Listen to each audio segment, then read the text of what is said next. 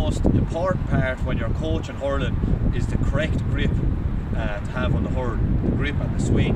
So that's what we're going to get into today, okay? The correct grip and swing technique and posture, alright? Now, again, really important that the hurl is the correct size for a child, okay?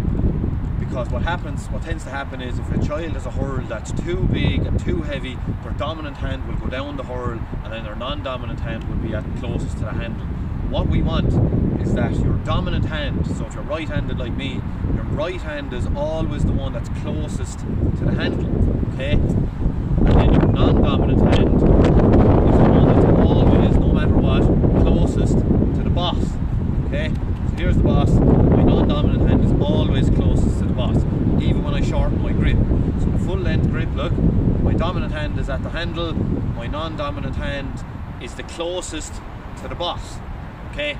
And if you're left-handed, if you're a camogie, it's the opposite. So if I'm left-handed, my left hand is the one that's always in control, it's always the one that's closest to the handle, and then my right hand, my non-dominant hand, will be the one that's always closest to the boss, okay? Now, when I'm swinging my hurl, I want my hands in lock position.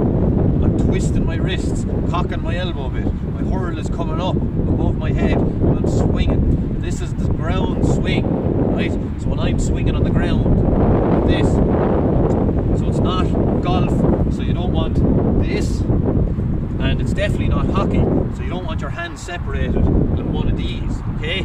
Even if the ball does go, if the sliotar does go 30-40 yards, that's not what we're looking for. What we're looking for is a correct swing to the right and to the left, equal sides, look, and the wrist is twisting and we're engaging our wrists, cocking up the elbow a little bit, swinging through, okay? So it's not a golf putt, okay, and it's definitely not a hockey swing, okay? So that's what we're trying to avoid.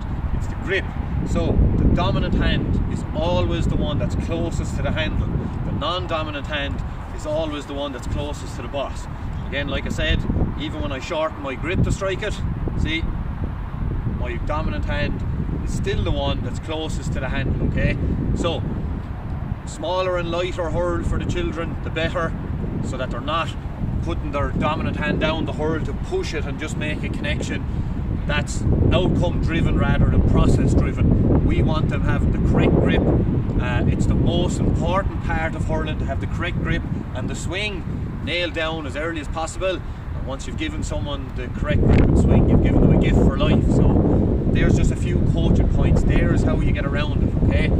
As the coach, ask them to perform some of the skills. This might sound counterproductive, but ask them to perform maybe a dribble or a strike with one hand. They won't be able to do it with their less dominant hand. So then, as the coach, keep an eye on that.